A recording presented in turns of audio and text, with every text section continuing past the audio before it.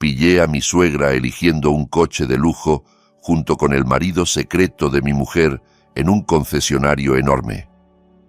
Los vi reír felices mientras señalaban el auto deportivo de sus sueños. En ese mismo instante, bloqueé la tarjeta de crédito de mi suegra desde el móvil.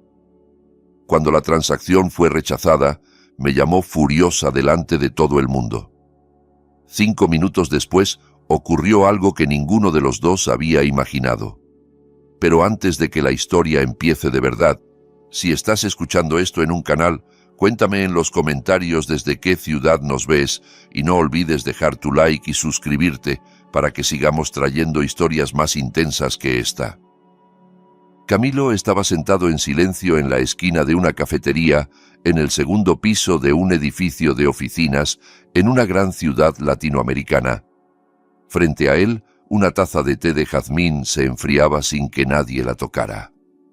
Miraba fijamente a través del ventanal que daba a una avenida atascada de coches, motos y autobuses, aunque en realidad no prestaba atención al tráfico.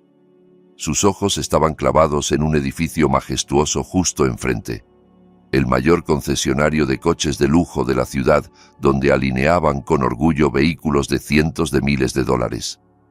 Camilo acababa de terminar la junta anual con el consejo de su empresa, una gigantesca inmobiliaria que había heredado de su padre, y se había detenido en la cafetería para ordenar sus pensamientos antes de volver a casa.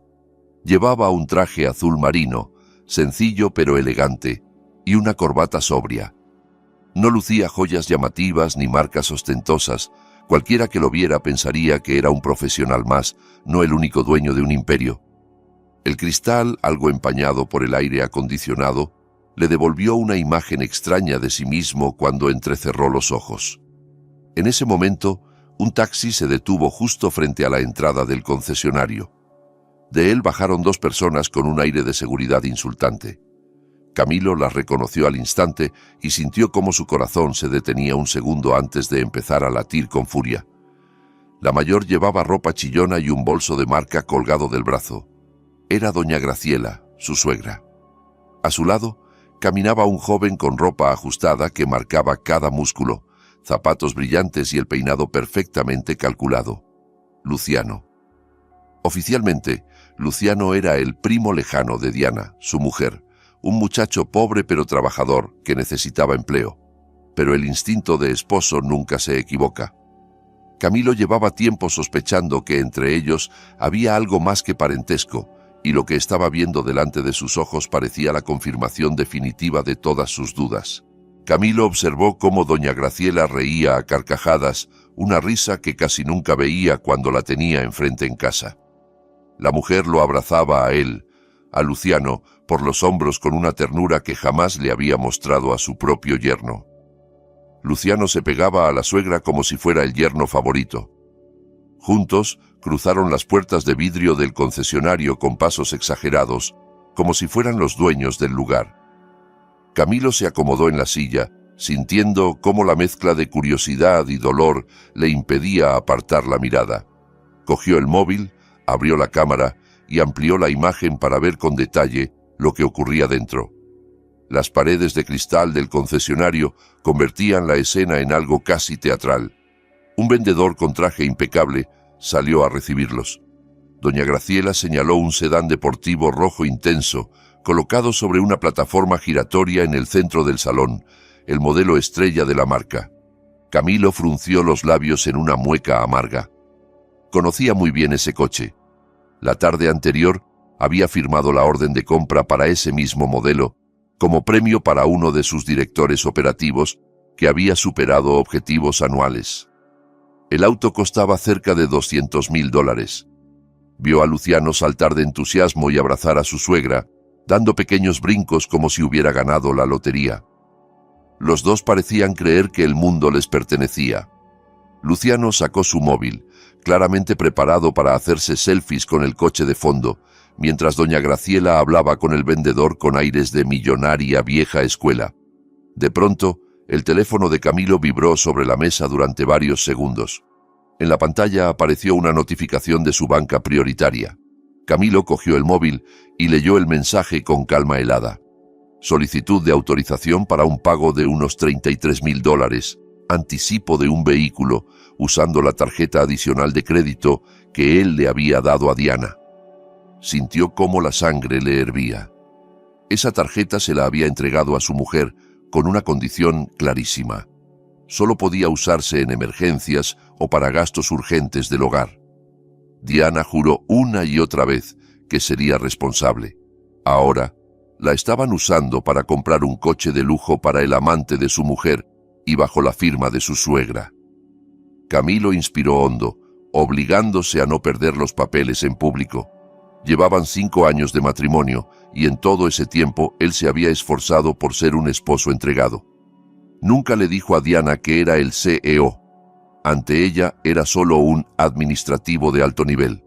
La contrató en su empresa como simple auxiliar, le pagó un sueldo discreto, asumió todos los gastos de la casa, saldó las deudas de doña Graciela y sostuvo su estilo de vida cada vez más exigente. Lo hacía con la esperanza de que lo quisieran a él, no a su dinero. Pero aquella traición era el límite. Ya no pensaba seguir siendo el tonto útil de unos parásitos. Con los dedos temblando de rabia, abrió la app del banco, entró en el menú de tarjetas y vio el nombre de Diana como titular adicional. Sin dudar un segundo, pulsó la opción de bloqueo permanente. Después fue a la cuenta corriente que alimentaba la tarjeta de débito personal de Diana, esa que ella usaba como dinero de bolsillo. Congeló los fondos temporalmente. En cuestión de segundos, todo acceso económico desde su dinero hacia Diana quedó cortado. Miró la pantalla que confirmaba el bloqueo con una frialdad extraña, casi placentera. Se imaginó la escena que iba a desatarse al otro lado de la calle, y acertó. El verdadero drama apenas estaba empezando. Desde la cafetería vio al vendedor regresar de la caja con el rostro incómodo. Negó con la cabeza mientras le devolvía a doña Graciela una tarjeta negra que ya no servía. Camilo distinguió cómo la sonrisa de su suegra desaparecía de golpe, sustituida por una expresión de confusión y pánico. Empezó a discutir con el empleado, señalando el datáfono como si fuera culpa de la máquina. Luciano, a su lado, ya no sonreía. Movía inquieto los pies, sin saber dónde meterse. El móvil de Camilo volvió a sonar, esta vez con una llamada entrante. En la pantalla apareció «suegra». Dejó que sonara unas cuantas veces antes de aceptar, respondiendo con una voz tan tranquila que resultaba inquietante. Apenas dijo «sí», el grito de doña Graciela lo golpeó como un cuchillo. Tuvo que separar el teléfono del oído. La mujer chillaba histérica, mezcla de rabia y vergüenza por el espectáculo que estaba dando delante de desconocidos. Lo insultó sin piedad, le preguntó por qué su tarjeta no funcionaba, lo acusó de querer humillarla, dijo que estaba en un asunto importantísimo y le exigió que llamara al banco para restablecer la operación. Lo llamó tacaño, mal yerno, desagradecido. De fondo, Luciano susurraba, echando más leña al fuego, que Camilo lo hacía por envidia, que siempre había sido un amargado. Camilo escuchó todas las ofensas mientras tomaba un sorbo de su té ya frío. El amargor del líquido no se comparaba con la amargura que llevaba años acumulando, pero ahora esa amargura se estaba transformando en acero. Cuando por fin doña Graciela hizo una pausa para tomar aire, Camilo respondió con un tono plano y suave, más peligroso que cualquier grito. No alzó la voz. Habló con educación exquisita, pero impregnando cada palabra de veneno. Le explicó que acababa de recibir una alerta de actividad sospechosa en la tarjeta. Dijo que parecía un intento de robo, porque se pretendía usar el plástico para un cargo enorme en un concesionario de lujo, justo cuando, según él sabía, Diana estaba en la oficina y su suegra en casa. Contó, con calma impecable, que por seguridad había denunciado la tarjeta como extraviada y solicitado el bloqueo total para proteger el patrimonio familiar. Añadió un detalle extra para sembrar el pánico. Mencionó que el banco, siguiendo protocolo, ya se había puesto en contacto con la policía para enviar una patrulla al lugar de la transacción y detener al posible estafador. Cuando pronunció la palabra policía, Al otro lado de la línea se hizo un silencio breve, seguido de un murmullo nervioso. Camilo remató con una frase que sonó a falsa oración. Pidió a Dios que su suegra no estuviera por casualidad en ese concesionario, porque la policía detendría a cualquiera que tuviera la tarjeta en las manos.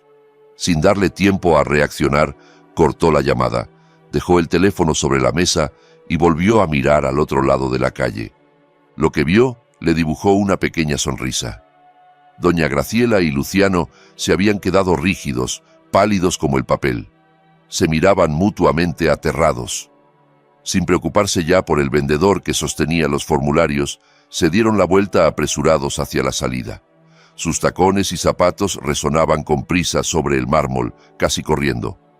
Antes de que alcanzaran las puertas automáticas, dos guardias de seguridad corpulentos, avisados desde la caja, se plantaron frente a ellos y les pidieron con firmeza que esperaran en la zona de clientes porque había un asunto administrativo por aclarar.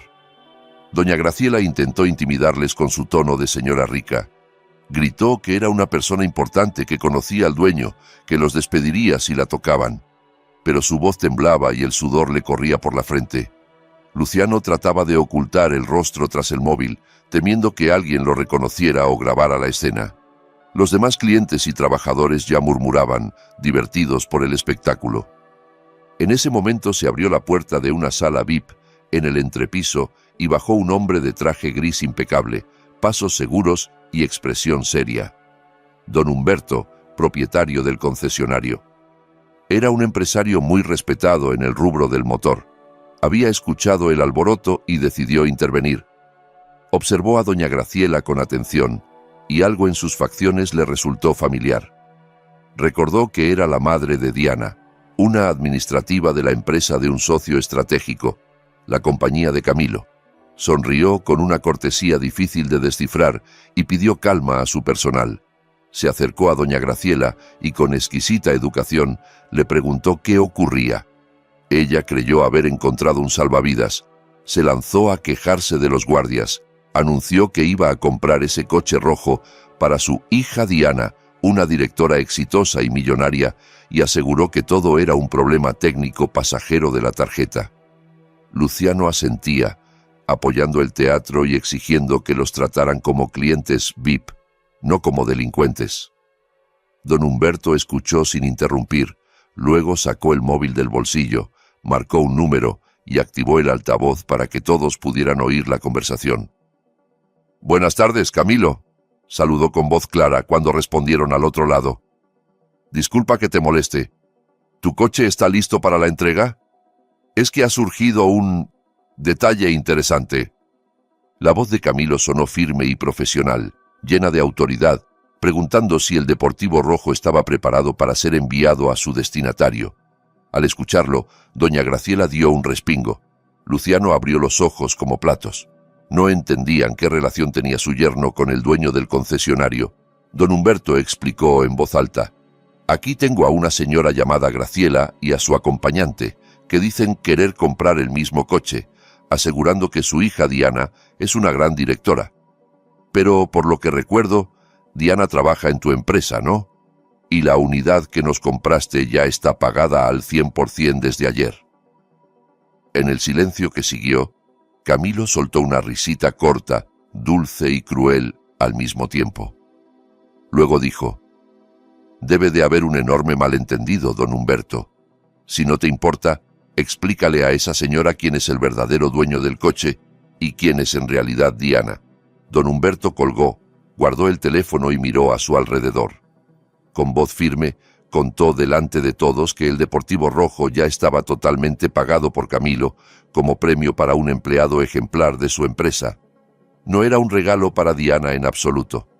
Continuó aclarando que conocía a Diana porque trabajaba en la empresa de Camilo, pero no como directora, sino como una simple administrativa con salario mínimo. Todo lo que Diana lucía, coche, ropa de marca, reloj caro, pertenecía a la empresa o eran regalos de su esposo. Incluso mencionó que la mujer tenía antecedentes de pedir préstamos en la caja de ahorro interna para cubrir caprichos personales. Luciano retrocedió unos pasos, lívido. Toda su fantasía de casarse con un magnate se desmoronaba frente a sus ojos. Doña Graciela negó con la cabeza, intentando desmentirlo, acusando a Camilo y a don Humberto de confabularse para humillar a su pobre hija. Pero la paciencia del empresario se agotó. Ordenó formalmente que, dada la sospecha de uso fraudulento de una tarjeta corporativa denunciada, debían permanecer en la sala de espera hasta que llegara la policía para aclarar el incidente. Las piernas de doña Graciela flaquearon. Se desplomó sobre una silla, sudando y temblando. Camilo, desde la cafetería, lo vio todo. Se levantó, pagó su cuenta y salió con paso sereno. La primera fase de su venganza estaba cumplida. Ahora le tocaba a Diana. En el piso 15 de la torre corporativa de Camilo, el ambiente estaba tenso por un motivo muy distinto al aire acondicionado. La voz de Diana retumbaba por el pasillo. De pie, con las manos en la cintura frente a su escritorio, regañaba a un becario por haber traído un café demasiado poco dulce. Aprovechaba la mínima excusa para recordarles a todos quién mandaba allí. Aunque en los documentos solo figuraba como administrativa senior, todos sabían que era la esposa del dueño, y nadie se atrevía a llevarle la contraria. Diana disfrutaba de ese miedo como si fuera respeto, usándolo para inflar su ego frágil.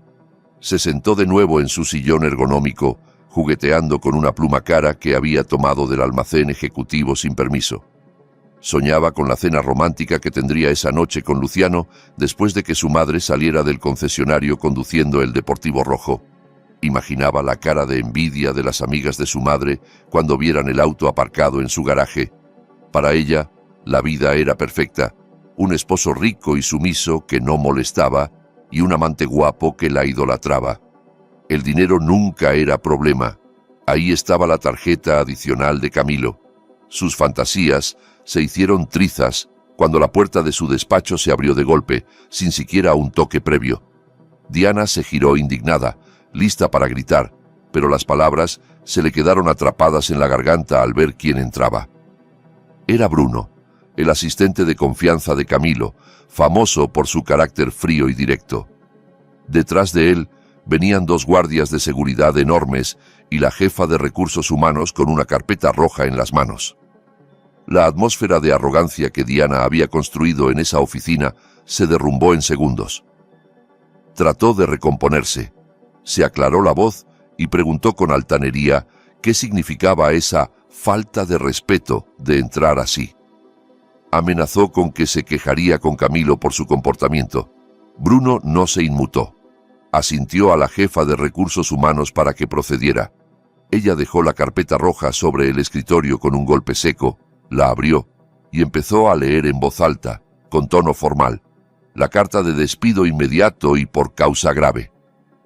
Los ojos de Diana se agrandaron al ver el membrete oficial de la empresa de su esposo. Rió nerviosa, balbuceando que aquello debía ser un error administrativo o una broma pesada. Repetía que ella era la esposa del dueño, que nadie podía despedirla. Entonces Bruno habló por primera vez con voz plana, anunciando que Camilo había firmado digitalmente ese despido hacía apenas 5 minutos. A continuación, sacó de su maletín varios documentos que arrojó sobre la mesa. Eran pruebas detalladas de 2 años de desvío de fondos, facturas falsas de papelería, viáticos inventados, supuestos gastos de clientes que en realidad eran viajes secretos con Luciano y compras para su madre. El total superaba los $330,000. Diana se quedó sin palabras. Nunca imaginó que Camilo, el esposo dulce que fingía no enterarse de nada, guardaba silenciosamente cada evidencia, esperando el momento exacto para dejar caer el martillo. Sin darle tiempo a reaccionar, Bruno ordenó a los guardias que recogieran inmediatamente todos los bienes de la empresa en poder de Diana. El proceso fue humillante y rápido. Los guardias le quitaron el portátil último modelo, el teléfono corporativo, las llaves del coche que siempre presumía como si fuera suyo. Diana intentó resistirse, pero sus fuerzas no se comparaban con las de ellos. En cuestión de minutos, estaba de pie con las manos vacías, mientras un empleado le daba una caja de cartón usada para que guardara sus pocas pertenencias personales. Un marco con su propia foto, un paquete de cigarrillos, una chaqueta de cuero. Bruno le dio 5 minutos para vaciar su escritorio. Fuera, varios compañeros se habían reunido tras el cristal, observando, cuchicheando, algunos apenas conteniendo la risa. Los mismos que antes temblaban ante sus gritos ahora la miraban con burla y lástima. Cuando terminó, los guardias la escoltaron por el pasillo hasta la salida, como si fuera una delincuente descubierta. La obligaron a cruzar el vestíbulo principal abarrotado, cargando su caja. Nadie la saludó, nadie le abrió la puerta. Al llegar al acceso principal, le retiraron la tarjeta magnética y la rompieron en 2 delante de ella, arrojando los pedazos a la basura. Diana quedó plantada en la acera caliente con una caja entre los brazos, sin coche, sin trabajo y con el corazón desbocado. Rebuscó en el bolsillo y encontró por lo menos su móvil personal. Intentó llamar una y otra vez a Camilo, pero descubrió que él la había bloqueado. Probó con su madre, tampoco contestó. Con los últimos billetes arrugados que le quedaban, tomó un taxi barato hasta la casa de lujo donde vivían. Durante el trayecto, ensayó mentalmente los gritos que lanzaría a su esposo. En su cabeza seguía siendo la mujer de la casa, injustamente traicionada. Pero al llegar al fraccionamiento exclusivo, la realidad le dio otra bofetada. Bajó del taxi, se dirigió al portón eléctrico y marcó su clave de acceso. La pantalla mostró acceso denegado. Probó de nuevo, con las manos sudando. Nada. Golpeó el portón, llamó a los vigilantes, pero nadie abrió. La casa parecía completamente vacía. Al mirar hacia la caseta del guardia de la entrada del barrio, vio varias maletas apiladas. Se acercó y reconoció su ropa. Encima, un papel escrito con la letra impecable de Camilo. Sus cosas estaban empacadas y desde ese día tenía prohibido pisar cualquier propiedad de él. El vigilante, que antes la saludaba con reverencias, se acercó serio. Le advirtió que si hacía escándalo, llamaría a la policía. Diana se desplomó en medio del asfalto limpio, rodeada de maletas y una caja de cartón. El cielo comenzaba a nublarse como si se burlara de ella. En ese momento recibió un mensaje de un número desconocido. Su madre y Luciano estaban detenidos en la comisaría por intento de fraude. El mundo de Diana se hundió. El olor a humedad y cigarrillo barato impregnaba la sala de espera de la comisaría cuando llegó arrastrando su maleta. Encontró a doña Graciela encogida en un banco de madera, con el maquillaje corrido por el llanto y el peinado destrozado. A su lado, Luciano estaba con los brazos cruzados, mandíbula apretada y mirada llena de rencor. Al verla, su madre se abalanzó sobre ella entre sollozos, quejándose de lo cruel que había sido todo el mundo en el concesionario, de lo malvado que era Camilo por bloquearle la tarjeta y dejarla en ridículo. Esperaba que Diana llegara como salvadora, con un abogado caro, o al menos con suficiente dinero para pagar fianza. Pero al separarse del abrazo y ver la maleta y la caja, comprendió que su hija estaba igual o peor que ella. Luciano fue aún más rápido leyendo la situación. La miró de arriba abajo con desprecio y preguntó con ironía dónde estaba el coche de empresa y por qué parecía una tipa a la que acaban de echar a la calle. Diana no pudo responder. Su silencio la delató. Mientras los tres discutían a gritos, la puerta principal se abrió. Camilo entró con paso sereno, acompañado por Bruno y un abogado veterano. Su presencia contrastaba con la miseria del lugar. Llevaba un traje color crema impecable, el rostro limpio y en paz, pero con un aura de autoridad que se hacía notar. Los policías se levantaron para saludarlo. Sabían que era uno de los mayores donantes de una fundación que apoyaba a la fuerza pública. Doña Graciela cambió de máscara de inmediato. Soltó a Luciano y corrió hacia Camilo, intentando tomarle la mano, llorando como víctima arrepentida. Le suplicó que aclarara el malentendido para que pudieran volver a casa. Diana también se acercó con los ojos vidriosos, esperando que quedara algo de amor en el corazón de su esposo. Camilo dio un paso atrás, esquivó el contacto y Bruno se interpuso, formando una barrera entre ellos. Él los miró uno por uno con una frialdad que nunca habían visto. Aquel ya no era el yerno sumiso, sino el ejecutivo que resolvía un problema de números rojos. Se dirigió al jefe de la comisaría con un tono claro que todos escucharon. Declaró que retiraría la denuncia por el intento de fraude con la tarjeta. Explicó que no quería perder tiempo metiendo a su exesposa y a su suegra en prisión por algo que se encargaría de cobrar de otra forma. El policía asintió y empezó a tramitar la salida. Entonces, Camilo lanzó la sentencia más dura. Anunció que, desde ese instante, cortaba cualquier relación económica con Diana y su familia. Ninguna cuenta, ningún seguro, ninguna factura correría más a su cargo. Los problemas con el concesionario serían asunto exclusivo de ellos. Les regalaba la libertad para salir por la puerta de la comisaría, pero en cuanto la cruzaran, se enfrentarían al mundo real con los bolsillos vacíos. Luciano, al oír aquello, comprendió que la fuente de dinero se había secado. Miró a Diana como si fuera basura, escupió al suelo cerca de sus zapatos y dijo que se arrepentía de haber conocido a una familia tan mentirosa. Diana agachó la cabeza. Las lágrimas empezaron a caer, pero ya no servían de nada. Camilo no se conmovió. Firmó los papeles, se dio media vuelta y salió hacia un sedán negro brillante que lo esperaba fuera. Bruno le abrió la puerta. Diana, doña Graciela y Luciano se quedaron en la acera cuando por fin los echaron de la comisaría, rodeados de oscuridad, sin dinero para pagar ni siquiera un taxi. Más tarde supieron que el coche de Camilo, que ellos usaban como si fuera propio, ya había sido retirado por la financiera porque las cuotas que se cargaban a la cuenta de Diana no se habían podido debitar tras el bloqueo. No les quedó más remedio que hacer señas a un microbús viejo, lleno de hollín y con los asientos rotos. Doña Graciela lo miró con horror. Desde que su hija se casó con Camilo, no había vuelto a utilizar transporte público. Pero subieron los tres, apretados entre gente sudorosa y olores fuertes, rumbo a un barrio marginal. Un conocido del taxista les había recomendado una habitación en alquiler barata, lo único que podían pagar con el poco efectivo que les quedaba, tal vez para un mes. Cuando llegaron, la realidad fue todavía más cruel. El departamento no era más que un cuarto angosto, con paredes de un verde desteñido lleno de desconchones y humedad, techo de lámina abollada, sin garaje ni jardín. Solo había un colchón de espuma fina enrollado en una esquina y un armario de plástico cojo. Al abrir la puerta, un olor a encierro y moho los golpeó. Doña Graciela lanzó un grito ahogado al ver una cucaracha cruzar el suelo de baldosas quebradas.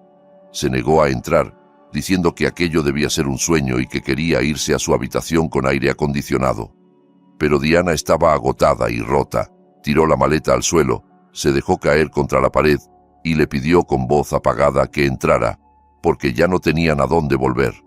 Luciano entró con expresión de asco, recorriendo con la mirada el espacio miserable que reemplazaba al caserón donde había soñado ser señor. La primera noche fue un infierno. El calor que se acumulaba bajo el techo de lámina resultaba insoportable. Un ventilador viejo giraba lento, chirriando sin refrescar nada, solo moviendo aire caliente. Los mosquitos hicieron fiesta con la piel de doña Graciela y de Luciano. La suegra no dejó de quejarse ni un segundo, culpando a Diana, a Camilo, al destino.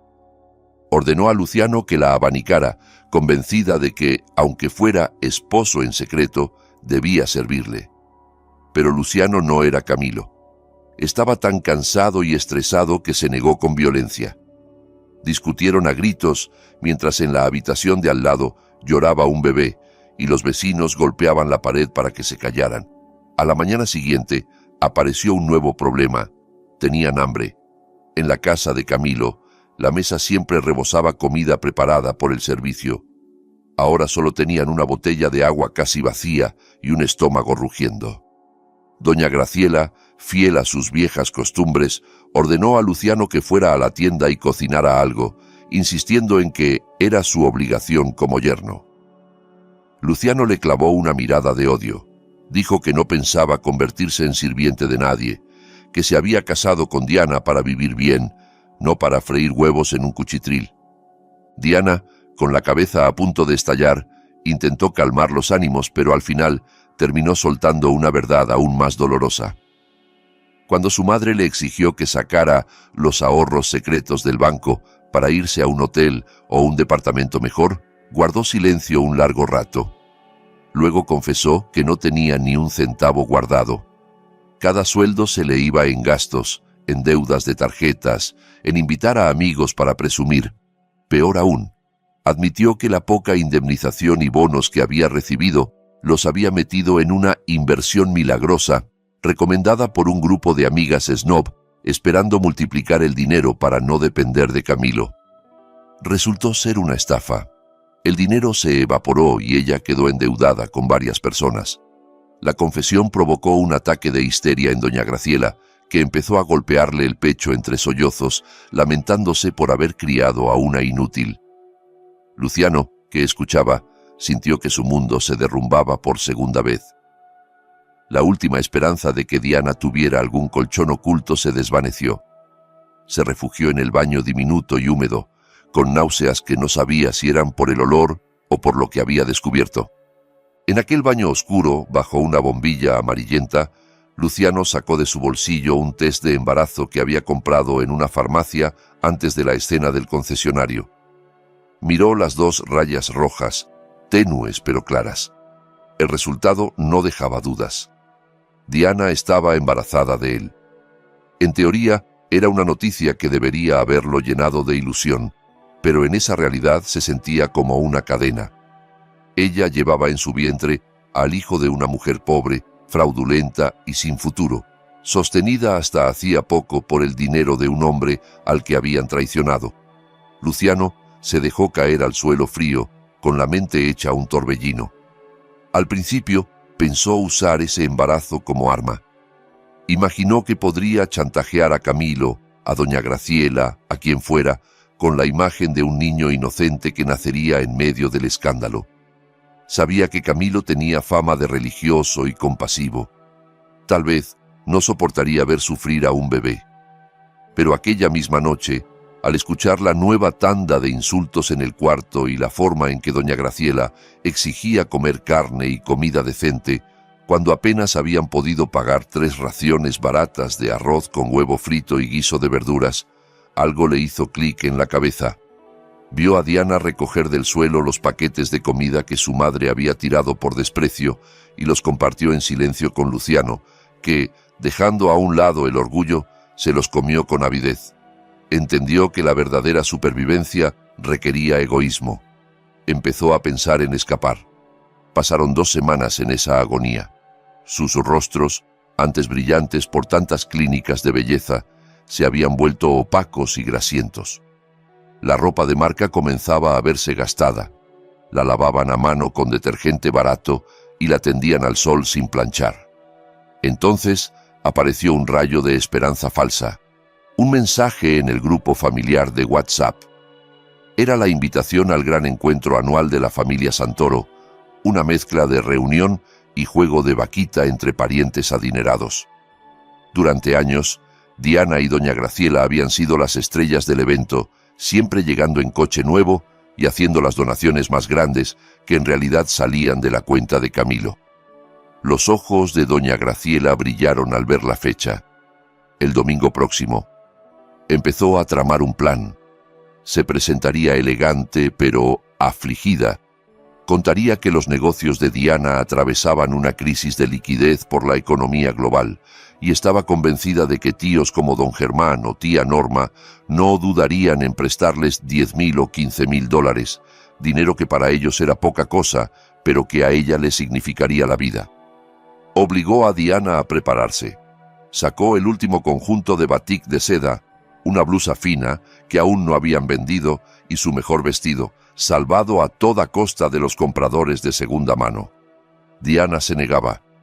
Le daba vergüenza, temía que la verdad saliera a la luz. Pero las súplicas de su madre y las quejas constantes de Luciano, que por fin confesó que ella estaba embarazada para exigir comida mejor, la doblegaron. Luciano también insistió en ir. Quería evaluar si había algún pariente de Diana al que pudiera pegarse. Para gastar menos, pidieron dinero prestado a vecinos del cuarto, prometiendo devolverlo con intereses después del evento. Alquilaron un coche sencillo por mediodía, lo justo para llegar con algo de dignidad al salón de eventos. Llegado el domingo, el edificio donde se celebraba el encuentro relucía decorado con flores frescas. El olor de la comida de catering de lujo llegaba hasta el estacionamiento. Doña Graciela bajó del coche de alquiler con la barbilla en alto, repartiendo besos y abrazos exagerados a sus primas, fingiendo que nada había cambiado. Luciano la seguía, sujetando a Diana del brazo, que trataba de aparentar fragilidad de embarazada. Apenas cruzaron la puerta del gran salón, Diana se quedó paralizada. En la mesa principal, la reservada para los mayores y los grandes donantes, estaba Camilo. Llevaba un traje de seda verde esmeralda, elegante y sobrio.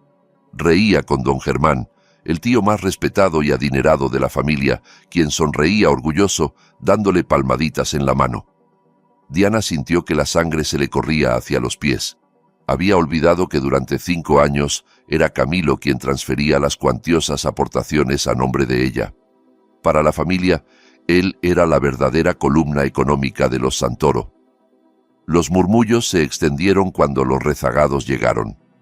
Camilo giró la cabeza y sus ojos se encontraron con los de Diana.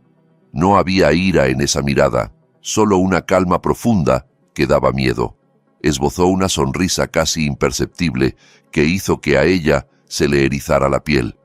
Doña Graciela, sin captar el peligro, se dirigió con decisión hacia la mesa de don Germán, convencida de que Camilo no se atrevería a hacer un escándalo allí.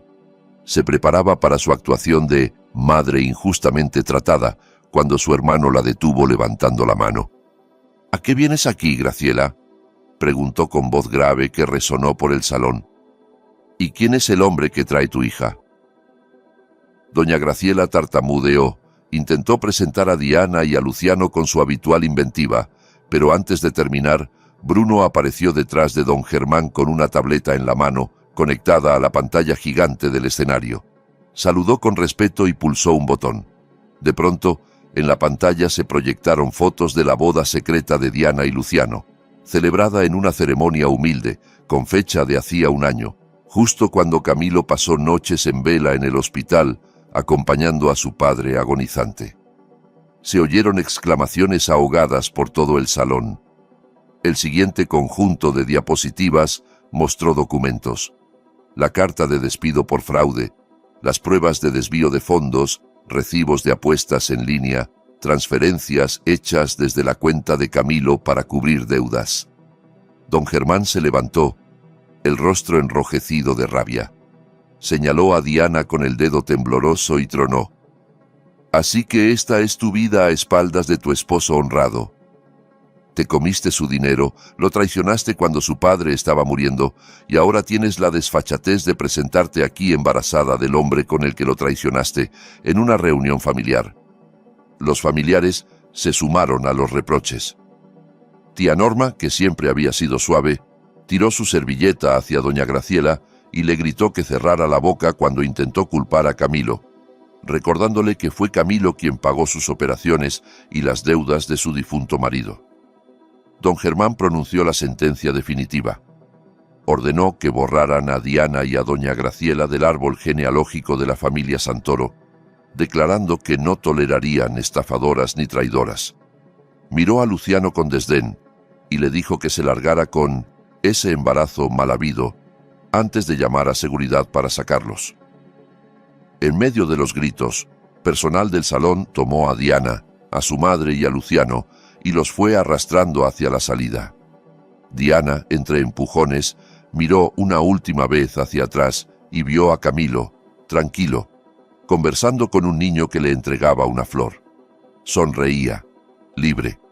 La puerta del salón se cerró de golpe ante su cara. Afuera, en el estacionamiento, se quedaron temblando, no por frío, sino por la vergüenza.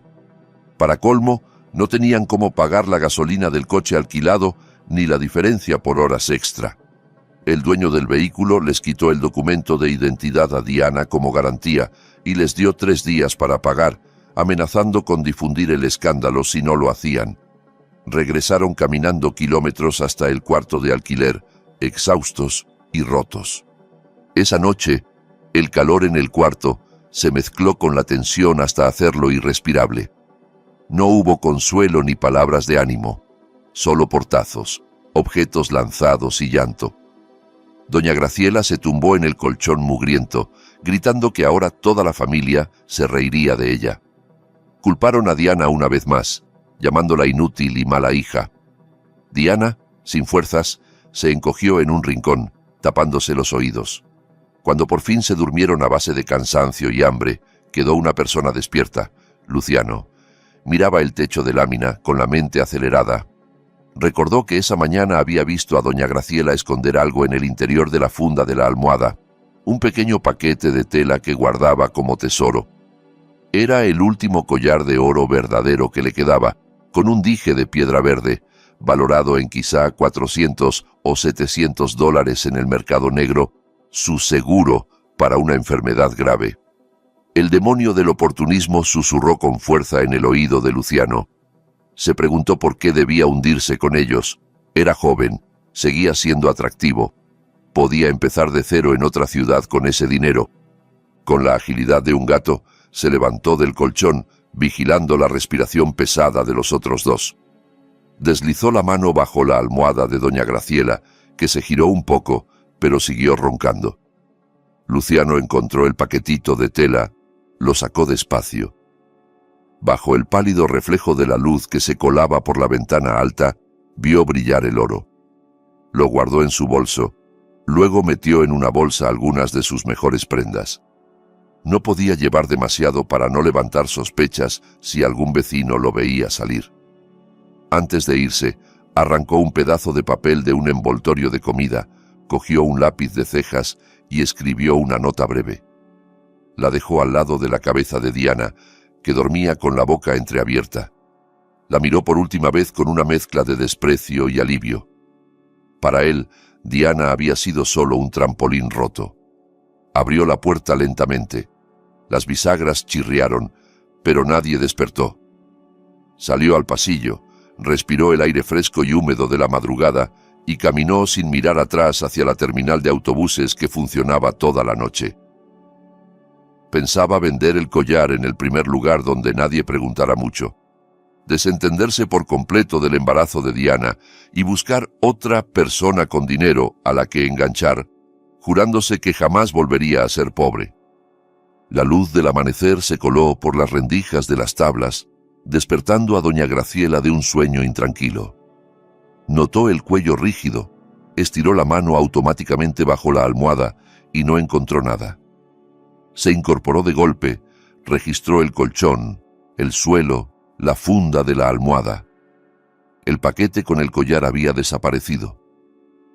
Un grito rasgó el silencio del barrio.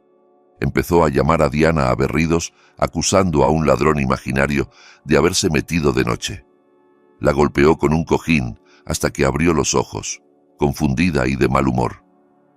Mientras se quejaba, Diana vio el trozo de papel en el suelo, al lado de ella. Lo recogió y lo leyó.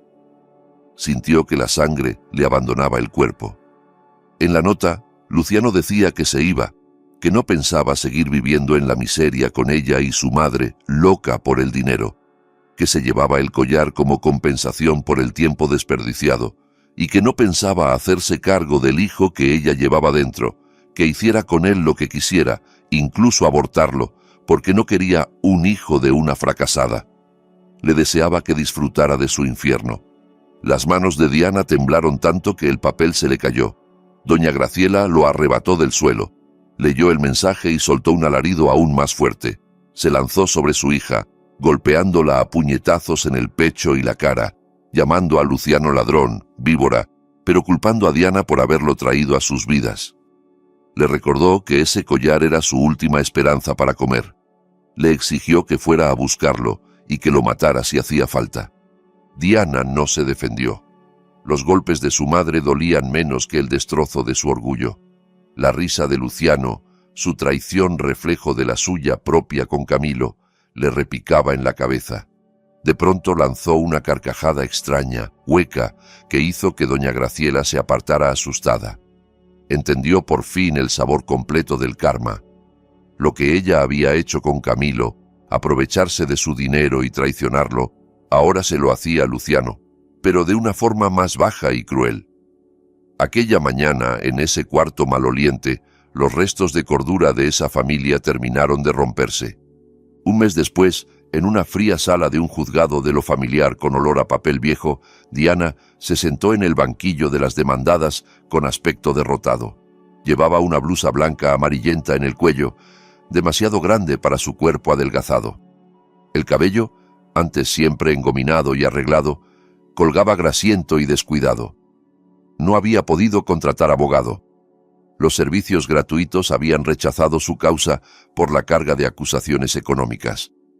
Al otro lado, Camilo estaba erguido como una estatua, acompañado de un equipo de abogados impecablemente vestidos. Llevaba un conjunto gris claro, discreto pero elegante. Su rostro estaba sereno, miraba a Diana como si fuera una desconocida más.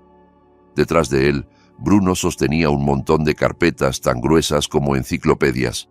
El juez entró, golpeó la mesa con el mazo y comenzó a leer las consideraciones del caso.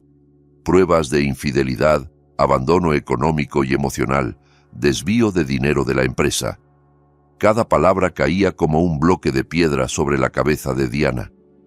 Cuando le dieron la oportunidad de hablar, se levantó tambaleándose. Intentó sostener la mirada de Camilo, buscando un resto de amor. Con voz ronca, admitió que había fallado, que se había dejado embaucar por otro hombre que aún amaba a Camilo y que estaba dispuesta a cambiar, a trabajar en cualquier puesto, incluso de limpiadora en su empresa, con tal de no perderlo. Suplicó al juez y a su esposo que recordaran los momentos felices del inicio del matrimonio. Lloró de manera dramática, convencida de que las lágrimas podrían ablandarlo como otras veces. Pero Camilo ni siquiera pestañeó. Dio un leve gesto a su abogado, que se levantó y pidió al juez que no se dejara manipular por discursos emotivos. Los hechos eran claros, dijo, y su cliente había tomado una decisión firme. El juez asintió. Declaró el divorcio, otorgando a Camilo la separación total de bienes. Confirmó que todo el patrimonio provenía del esfuerzo de él y que Diana no había aportado nada económicamente. La sentencia incluyó un punto aún más devastador para Diana. En una demanda civil paralela, el juez le ordenó devolver los más de $330,000 que había sustraído de la empresa de Camilo. Si no pagaba, se ejecutaría la garantía. Un terreno con casa en el pueblo de Santa Esperanza, la vieja vivienda heredada de su abuelo, que Diana había llegado a empeñar con un usurero para apostar.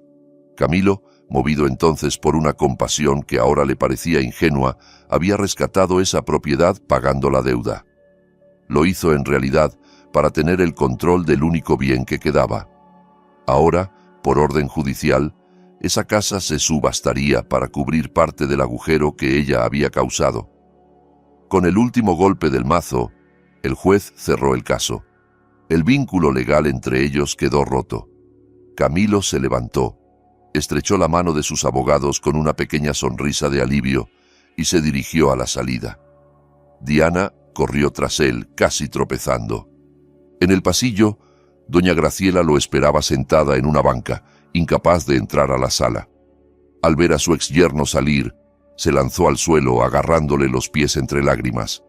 Era un cuadro patético.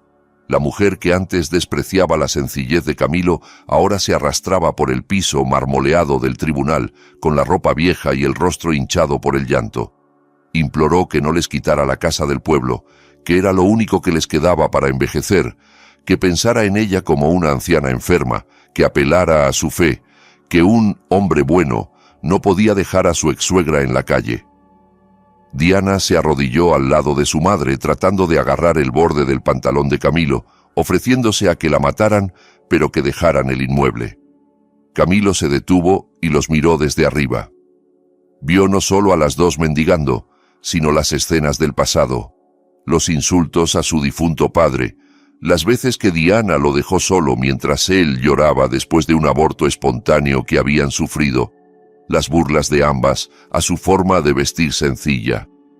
Su corazón se había endurecido con cada herida. Hizo una seña a Bruno, que apartó con cuidado las manos de ellas. Camilo se inclinó ligeramente hacia doña Graciela para que solo ella lo oyera con claridad. ¿Se acuerda del coche rojo de lujo que señalaba en el concesionario aquel día, el que decía que era su sueño? Susurró. Lo compré. Y ahora lo uso exclusivamente para llevar a pasear a los perros y gatos rescatados del refugio que financio. Créame, la comodidad de esos animales abandonados vale mucho más que sus lágrimas y las de Diana. En cuanto a la casa del pueblo, la ejecución es mañana por la mañana. Si quiere un consejo, empiece a juntar cajas de cartón desde hoy. Con permiso. Luego se incorporó, se acomodó el pañuelo y se marchó con paso firme, seguido por su equipo.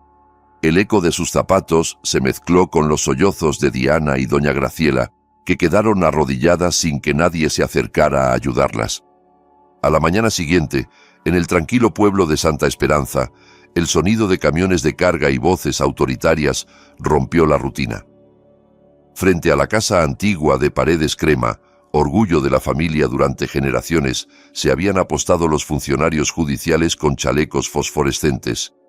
Colocaron en la ventana un sello rojo que anunciaba la confiscación. Los vecinos observaban desde las rejas murmurando. Doña Graciela se tiró al suelo polvoriento, rodando y gritando para impedir que sacaran sus muebles. Los trabajadores iban y venían sacando un viejo aparador, una mecedora, platos de cerámica. Cuando intentaron llevarse la televisión de tubo, doña Graciela la abrazó como si fuera un hijo. La arrancaron de sus brazos y ella cayó hacia atrás, golpeándose fuerte.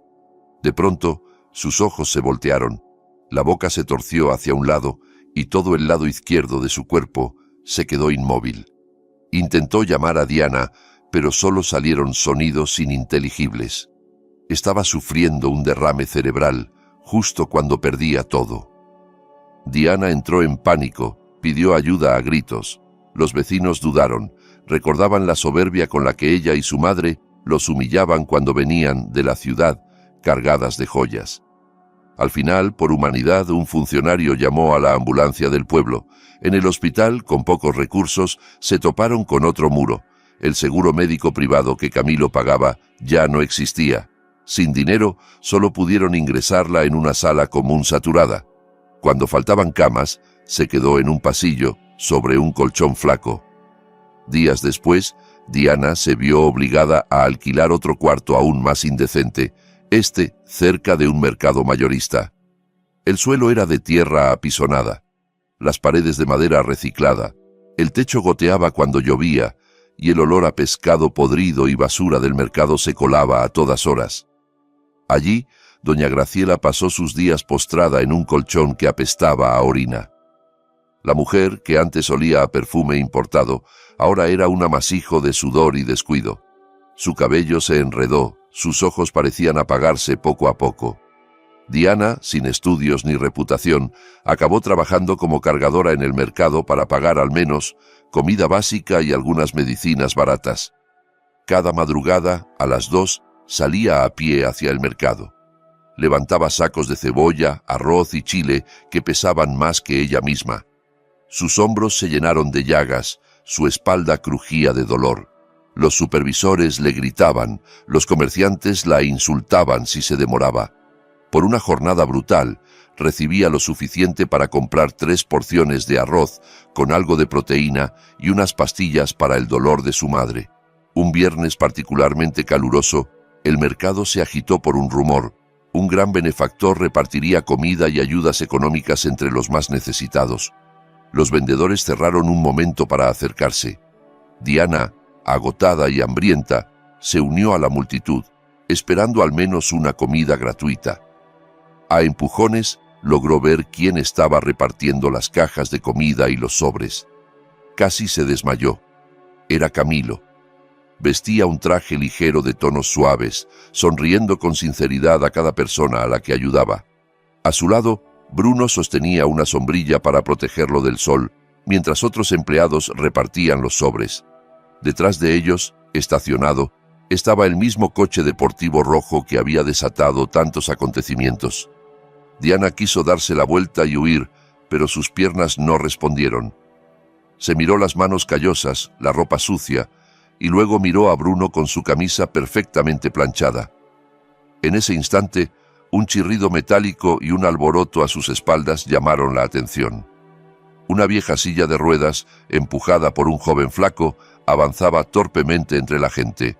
En ella, medio encogida, iba doña Graciela. Se había enterado del reparto de ayudas y, a pesar de su estado, insistió en que la llevaran. Cuando vio a Camilo, sus ojos se abrieron desmesurados, como si hubiera visto una aparición. Con la poca fuerza que le quedaba, trató de incorporarse. «Camilo, hijo, ayúdame. Tu suegra está aquí», balbuceó, la lengua pesada y el habla arrastrada por el derrame. «Dame dinero, ese coche es mío». Intentó impulsarse desde la silla para acercarse más, pero perdió el equilibrio. Una de las ruedas, oxidada, se quebró. La silla se volcó y ella cayó de lado en un charco negro de agua estancada, restos de pescado y barro. Diana corrió a levantarla, resbaló y terminó también en el lodo. Las dos quedaron empapadas en aquella mezcla repugnante, rodeadas de decenas de miradas. Camilo observó la escena tras sus gafas de sol. No se movió. No hizo gesto de acercarse. Miró a Bruno, que asintió, se aproximó a Diana y dejó 2 cajas de comida en el suelo, cerca de sus pies. Nada más. Ni dinero, ni promesas, ni transporte.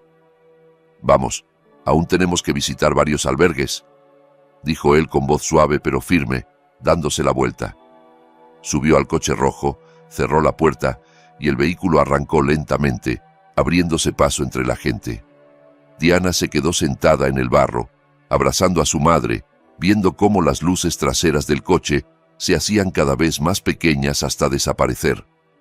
Comprendió que, si alguna vez tuvo un cielo en la tierra, lo había destruido con sus propias manos. 1 año pasó desde aquel día en el mercado. La vida no se detuvo. Camilo siguió trabajando con disciplina y corazón. En el salón de un hotel de 5 estrellas, iluminado por candelabros de cristal, pronunció un discurso para inaugurar su mayor proyecto benéfico, la Fundación Padre, un complejo moderno que combinaba orfanato y centro de formación laboral gratuita para jóvenes sin recursos, en honor a su difunto padre. Vestía un traje elegante pero sencillo, con una luz interior distinta. Se veía más joven, más libre. Llevaba en la mano derecha un anillo de diamante, no de compromiso con nadie más, sino consigo mismo, símbolo de que había sobrevivido a la tormenta y se pertenecía, por fin, a él. Los invitados, empresarios, autoridades, voluntarios, aplaudieron emocionados mientras cortaba el listón. En otro lado de la ciudad, los destinos de quienes lo traicionaron habían seguido el curso implacable del karma. En una prisión para hombres, rodeada de muros altos y rejas oxidadas, Luciano se acurrucaba en un rincón húmedo de su celda.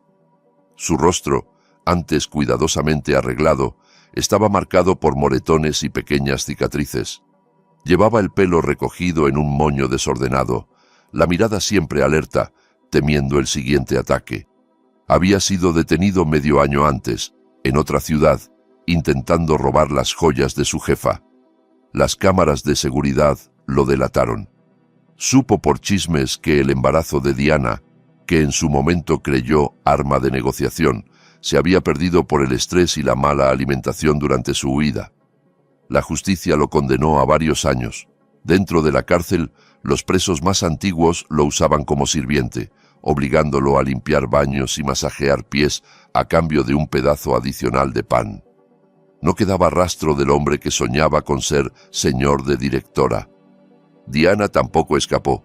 Acabó en un penal femenino sobrepoblado, famoso por su dureza. Varias de las personas a las que arrastró a la estafa de inversión la denunciaron. Como no pudo devolver lo que les debía, la sentenciaron a años de prisión y a una reparación económica imposible de cumplir. En la celda donde dormían 20 mujeres, Su rincón estaba junto al hueco que servía de retrete. Era la categoría más baja. Tosía de manera crónica. El médico penitenciario sospechaba tuberculosis, agravada por el hacinamiento y la mala alimentación. Por las noches, cuando el ruido disminuía, Diana se quedaba mirando el techo agrietado. En su mente aparecían una y otra vez imágenes de la cama cómoda que tuvo en casa de Camilo, su sonrisa ofreciéndole una taza de café, la paciencia con la que la escuchaba decir tonterías. Se daba cuenta, demasiado tarde, de que había cambiado un diamante por un puñado de piedras, y doña Graciela, el karma la llevó al lugar más silencioso de todos. Después de que Diana fue detenida, los vecinos, incapaces de soportar más el olor y los gritos de la anciana abandonada en el cuartucho del mercado, llamaron a los servicios sociales. La llevaron a un asilo público para ancianos sin familia. Allí compartía una gran sala con muchas otras personas mayores olvidadas. Su condición empeoró. El derrame cerebral le había dejado secuelas, el habla arrastrada, la memoria fragmentada. Sentada en una silla de ruedas desvencijada en el corredor, pasaba las tardes mirando la reja principal, como si esperara a alguien que nunca llegaba. Los cuidadores ya se sabían de memoria las pocas palabras que repetía una y otra vez. Camilo, coche rojo, dinero, Camilo, coche rojo. Nadie de su familia la visitaba. En realidad, para el mundo, ya no era más que una anciana senil más, atrapada en recuerdos de un pasado que no volvería. Al terminar la ceremonia de la fundación, Camilo salió del hotel hacia el estacionamiento. El sol de la tarde pintaba el cielo de tonos naranja. Bruno, como siempre, le abrió la puerta del mismo coche deportivo rojo. Sí, al final decidió no usarlo solo para los animales rescatados, sino también como un trofeo personal, un recordatorio de lo que había superado. Se acomodó al volante y encendió el motor, que rugió con suavidad. Condujo por calles que conocía bien, hasta acercarse al asilo donde vivía su ex-suegra. No era casualidad, había elegido esa ruta a propósito. Al pasar frente a la reja, redujo la velocidad. A través de las barras, alcanzó a ver la silueta diminuta de una mujer en silla de ruedas, mirando hacia la calle con ojos perdidos. Durante un instante, sus miradas casi se encontraron. Camilo no sintió odio. La venganza ya no era un fuego vivo, era ceniza. Sabía que la vida misma se había encargado de ajustar cuentas. Abrió la guantera y sacó una fotografía vieja, su boda con Diana, 5 años atrás. En la imagen, ambos sonreían ingenuos, creyendo en un futuro que nunca llegó. Camilo miró la foto unos segundos. Luego empezó a romperla en trozos pequeños. Bajó un poco la ventanilla. El viento de la tarde entró y jugueteó con los pedazos. Los dejó volar fuera. Los fragmentos de la cara de Diana y de su propio traje blanco se dispersaron sobre el asfalto, siendo aplastados por las ruedas de los coches que pasaban, incluido el suyo. «Adiós, pasado», murmuró con una sonrisa amplia, pisando el acelerador. El coche rojo se lanzó hacia el horizonte, en dirección a una puesta de sol luminosa. La historia del yerno humillado terminaba allí, transformada en la leyenda de un hombre que recuperó su vida, su dignidad y su felicidad sin necesitar jamás volver la vista atrás.